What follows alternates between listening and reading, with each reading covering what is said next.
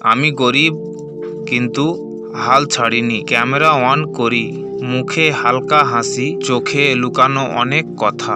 আসসালামু আলাইকুম রহমতুল্লাহি ওবারাকাতু। বন্ধুরা, আজ আমি কোনো বিলাসের গল্প বলবো না। আজ বলবো আমার জীবনে সত্য কথা। আমি গরিব ঘরের ছেলে। আমার সকাল শুরু হয় চিন্তা দিয়ে।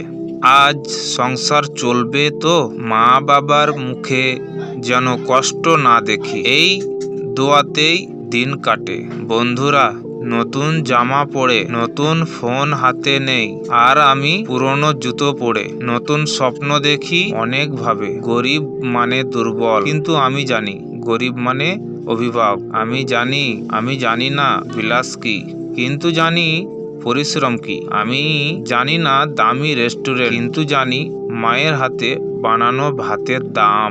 অনেক রাত না খেয়ে ঘুমিয়েছি, কিন্তু কোনোদিন স্বপ্নকে না খেয়ে রাখিনি। আজ আমি এই ভিডিও করছি কাঁদানোর জন্য নয়, সহানুভূতির জন্য না। আমি শুধু বলতে চাই, আমি গরিব কিন্তু হাল ছাড়িনি। একদিন এই ক্যামেরার সামনে আমি বলবো আমি সফল হয়েছি।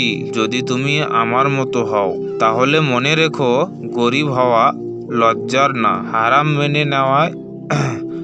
মেনে নেওয়া লজ্জা না।